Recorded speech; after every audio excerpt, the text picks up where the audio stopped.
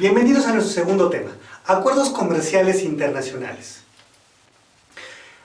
Al hablar de acuerdos internacionales, tenemos que hablar en primera instancia de qué es un tratado internacional, puesto que hay seria confusión entre un tratado y un acuerdo.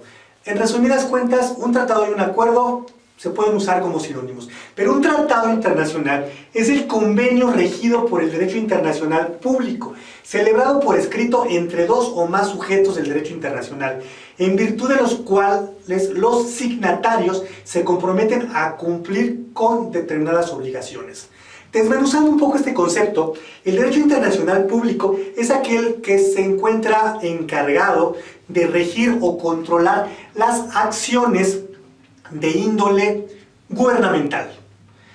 Y dentro de los sujetos del derecho internacional hablamos justamente de los gobiernos de los países y de los organismos internacionales.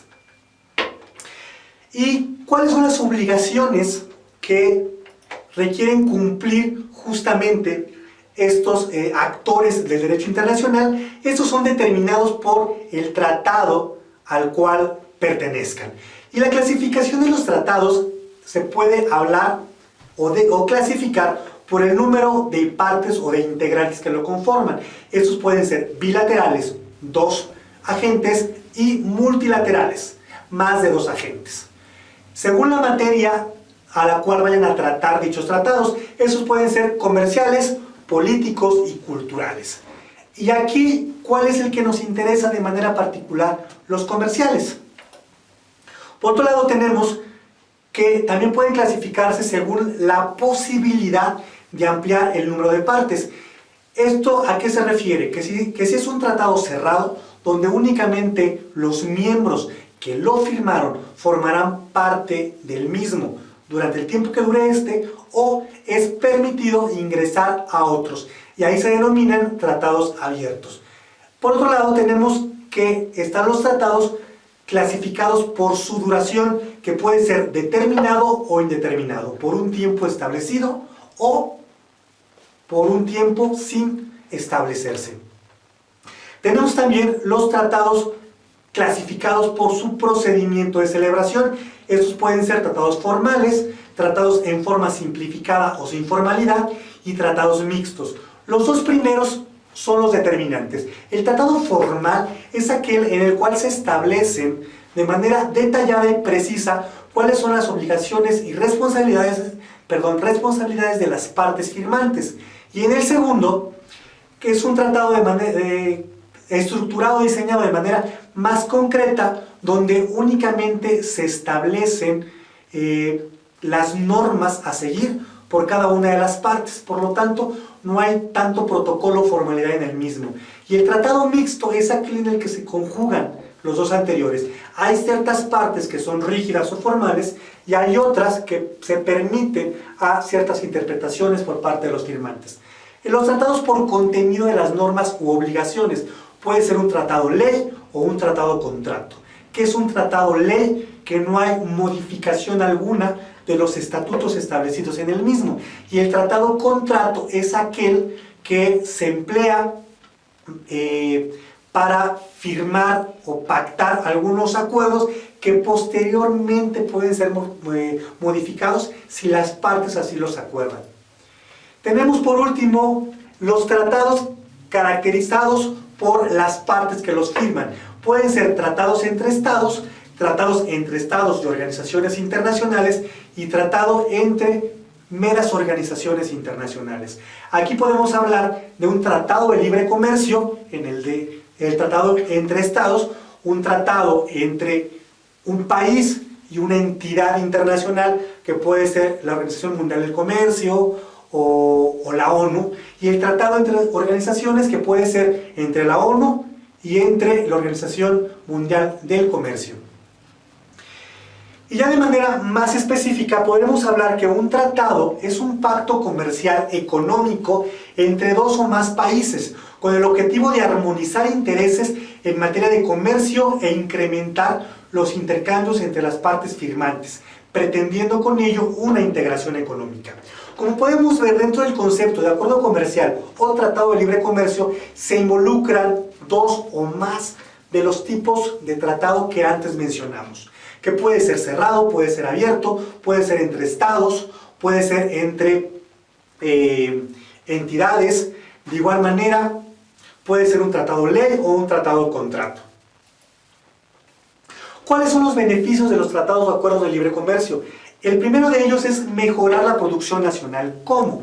Mediante la firma de un tratado de libre comercio podemos adquirir bienes a un menor precio para poder producir productos que sean más competitivos dentro del mercado internacional. Regulan el intercambio. ¿Por qué? Porque al firmarse el Tratado de Libre Comercio, nos va a permitir tener mayor control de cuáles son las mercancías que ingresan al país, porque al firmarse el tratado se establecen determinadas características, determinados productos o determinados precios de los cuales nos vamos a ver beneficiado con la firma del mismo. Aumentar el acceso al mercado. Una de las características que México tiene con sus más de 10 firmas de tratados comerciales internacionales es que muchos de ellos se han conseguido porque ciertas naciones buscan a México como puerta para poder accesar a otras naciones. Y un ejemplo de ello es justamente la Volkswagen. La Volkswagen estableció su planta dentro del territorio nacional porque México tenía firmado un tratado con la Unión Europea y con el Telecán, con Estados Unidos y Canadá. Y de esta manera Alemania podía ingresar productos a Estados Unidos sin tener un tratado directamente firmado con la nación norteamericana y empleando justamente a México. La expansión del sector exportador, al tener una mayor capacidad de tratados firmados, podemos ingresar nuestros productos a mayores territorios. Atracción de flujos de inversión, empresas extranjeras comienzan a invertir en empresas nacionales para poder desarrollar la economía y poder permitir el intercambio de productos y servicios. Y por último, mejoran la calidad de vida de las personas. ¿Esto por qué? Porque al haber mayor cantidad de tratados firmados, hay mayor cantidad de mercancías que ingresan al país, hay mayor competencia, los precios de los productos son más accesibles y por ende los consumidores pueden adquirir una mayor gama de productos que podrán satisfacer los distintos aspectos de su vida personal o profesional, dándole así una calidad de vida más satisfactoria. Dentro de los tratados comerciales tenemos que la política comercial es la clave para ellos. ¿Por qué? Porque una política comercial es el conjunto de instrumentos diseñados y ejecutados por la autoridad económica, en este caso el gobierno federal, para incidir en los componentes de la balanza de pagos. Desmenuzando este concepto, la política comercial es la normativa que establece la federación para poder controlar el ingreso de productos al país, así como la salida de mercancías y servicios, y poder equilibrar la balanza de pagos. Que las importaciones no sean mayores que las exportaciones, puesto si esto es así, sería mayor la deuda que se tendría con el extranjero.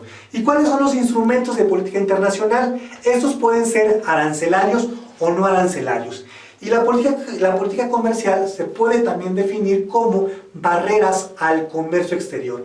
Pero, ¿qué es una barrera arancelaria y una no arancelaria? Las barreras arancelarias son justamente los impuestos que establece la Federación para ingresar determinadas mercancías al país.